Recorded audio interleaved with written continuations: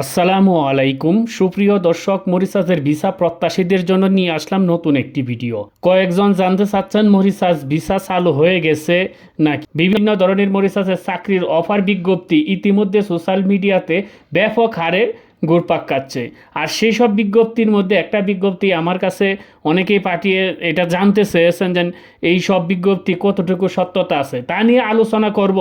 মরিসাসের কোন কোন কাজের চাহিদা বেশি এবং যেতে কত টাকা লাগতে পারে, ট্যুরিস্ট ভিসা চালু আছে কিনা, ট্যুরিস্ট ভিসায় গেলে কাজ করা যাবে কিনা, আর একটি বড় আপডেট আছে দ্বৈত নাগরিকত্ব সনদের বিষয়ে। তাই ভিডিওটি অনেক গুরুত্বপূর্ণ হতে চলেছে, তাই ভিডিওটি না টেনে সম্পূর্ণ দেখতে থাকুন। নিত্য নতুন এমন ভিডিওর আপডেট পেতে মিস্টেক পয়েন্ট ইউটিউব চ্যানেলটি সাবস্ক্রাইব করে পাশে থাকার বেল আইকনটি অন করে রাখুন, সবার আগে আপডেট নোটিফিকেশন পেয়ে যাবেন। অলরেডি সাবস্ক্রাইব করে থাকলে আপনাকে অসংখ্য ধন্যবাদ। তো চলুন শুরু করি আজকের ভিডিও। প্রিয় দর্শক, একটা কথা মনে রাখতে হবে, মরিসাসের ভিসা কিন্তু একদিনে বন্ধ হয়নি। যেহেতু একদিনে বন্ধ হয়নি তাহলে শত শত জটকা বেঁধে আছে। সব জটকা যেদিন সমাধান হবে তারপরেই কিন্তু ভিসা খোলার সম্ভাবনা তৈরি হবে।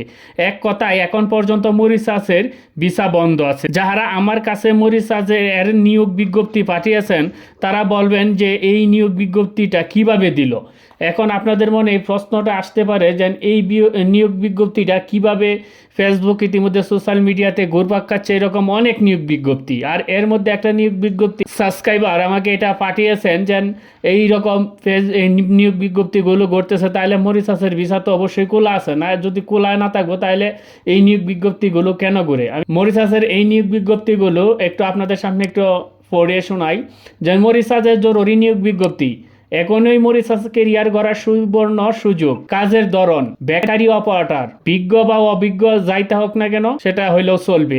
ড্রাইভার, তারপর রয়েছে তার বেতন হচ্ছে 60,000 টাকা বাংলাদেশি টাকায়। শর্তাবলীর মাধ্যমে বলছে বয়স সীমা 18 থেকে 40 বছর থাকতে হবে। টাকা কোম্পানি কাওয়া আংশিক সম্পূর্ণ কোম্পানি, আংশিক বা সম্পূর্ণ কোম্পানি। ভিসা নবায়ন কোম্পানির দায়িত্বে। চিকিৎসা, যাতায়াত ও অন্যান্য সুবিধা মরিসাসের প্রথম আইনের আলোকে। যোগাযোগ এনে নাম্বারটা দিয়েছিল, আমি নাম্বারটা মুছে দিছি বিশেষ কিছু কারণে। এই যে বিজ্ঞপ্তিগুলো, আসলে এই বিজ্ঞপ্তিগুলো কারা দিচ্ছে, কিভাবে দিচ্ছে সেটা আমি জানি না। তবে এখন পর্যন্ত যেহেতু ভিসা চালু নেই, যেহেতু এই বিজ্ঞপ্তিগুলো এখন প্রকাশ করা হচ্ছে, তার মানে দালালের একটি চক্র এইসব বিজ্ঞপ্তি কিন্তু ইতিমধ্যে সোশ্যাল মিডিয়াতে দিচ্ছে। আপনারা অবশ্যই সতর্ক থাকবেন। আর হ্যাঁ, লোক কিছু সংখ্যক যদি নিতেও যদি পারে আপনারা কখনো টাকা পয়সা আর্থিক লেনদেন থেকে বিরত থাকবেন, টাকা পয়সা দিবেন না। কারণ এখন পর্যন্ত ভিসা বন্ধ, ট্যুরিস্ট ভিসা কোন আর কাজের ভিসা কোন, সব ভিসাই কিন্তু বন্ধ আছে। আর এইসব নিয়োগ বিজ্ঞপ্তি এইরকম লোভনীয় অফার থেকে আপনারা অবশ্যই সতর্ক থাকবেন। কথা আছে না, যেন লোভে পাপ পাপে মৃত্যু। যদি ভিসা করলে তাহলে কোন কোন ধরনের কাজের চাহিদা বেশি আছে আমি বলবো। আপনি যদি মরিসাসে আসতে চান তাহলে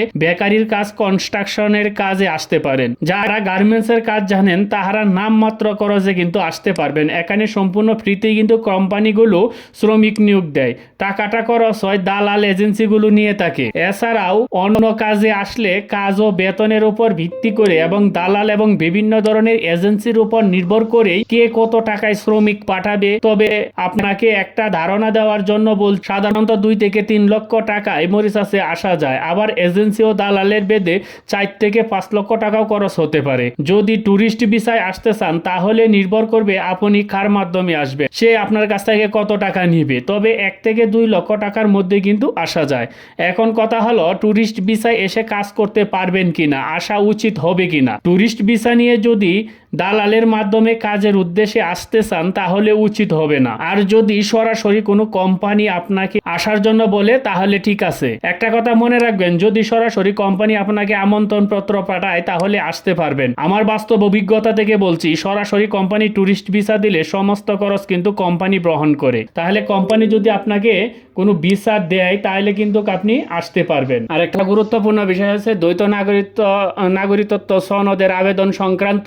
এখনো যারা এই বিষয়টা জানেন না তাদের জন্য আসলে মূলত এই ভিডিওতে আপনাদের জন্য শেয়ার করা। যারা দ্বৈত নাগরিকত্বের জন্য আবেদন এর আগে করেছেন, যে হার্ড কপি দিয়ে কিন্তু সরাসরি আপনারা হার্ড কপি গ্রহণ করা হইতো, সেখানে আপনারা হার্ড কপি দিতেন। এখন থেকে মানে 16/5/2025 তারিখের পর থেকে দ্বৈত নাগরিকত্ব সনদের আবেদন শতভাগ অনলাইনে গ্রহণ ও নিষ্পত্তি করা হবে।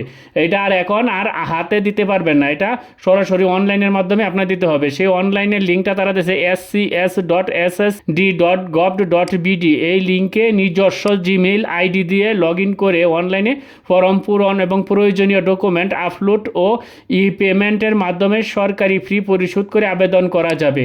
আবেদনে অনলাইনে নিষ্পত্তির পর ডিজিটাল সনদ আবেদনকারী ইমেইলে প্রাপ্ত হবে। নিজস্ব জিমেইল আইডি থেকে কিউআর কোড সম্বলিত ডিজিটাল সনদ ডাউনলোড করে সংগ্রহ করা যাবে। যথাযথ কর্তৃপক্ষের অনুমতিক্রমে এক বিজ্ঞপ্তি জারি করা হয়েছে। তো বুঝতে পারছেন, যদি আপনি অন্য কারো মাধ্যম দিয়েও আবেদন করান তাহলে অবশ্যই আপনার নিজের যে জিমেল অ্যাকাউন্ট আছে সেই জিমেল অ্যাকাউন্টে কিন্তু আবেদন করবেন, আর নতুবা কিন্তু আপনি বিপদে পড়ে যেতে পারেন। সুপ্রিয় দর্শক, আপনাদের মনে প্রশ্ন থাকতে পারে যে আসলে মরিশাসের ভিসা কখন খুলবে, মরিশাসের ভিসা যেন কখন খুলবে সেটা বর্তমানে যে রাষ্ট্রদূত নিয়োজিত রাষ্ট্রদূত আছে মরিশাসের, তিনিও কিন্তু বলতে পারতেছেন না, তাহলে আমরা কিভাবে বলবো? আর হ্যাঁ, অনেকেই বলেন যে সোশ্যাল মিডিয়াতে দেখতেছে অনেকেই বলছে যে মরিশাসের ভিসা খুলে দিচ্ছে এবং এটার জন্য প্রসেসিং করার জন্য অনেকেরই ফাইল জমা দিচ্ছে, বই জমা নিতেছে, এরকম করতেছে। টাকা পয়সা জমা দেওয়ার জন্য অনেক দালাল চক্র বলতেছে ভাই আপনার টাকা পয়সা কোনোই জমা দিবেন না, কোনো বই জমা দিবেন না, আপনি যে বইটা জমা দিয়ে দেন তাহলে মানে আপনি অনেকেই বলতে পারে যে টাকা লাগবে না, আগে বইটা জমা দাও, ভিসাটা করলেই তো প্রসেস করে দিব আগে।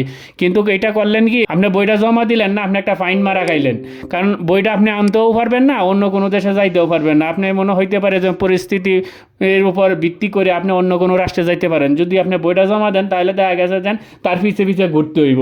সেই জন্য বলবো যেন কোনো বইটই জমা দিবেন না। কখন যেন মরিশাসের ভিসা খুলে তার কোনো গ্যারেন্টি বা নিশ্চয়তা এখন পর্যন্ত মরিশাসের পক্ষ থেকে বা বাংলাদেশের রাষ্ট্রদূতের পক্ষ থেকে কোনো ধরনের নোটিশ বা এরকম কোনো যেন আশ্বাসমূলক কোনো বক্তব্য এখন পর্যন্ত সুস্পষ্ট হয়নি।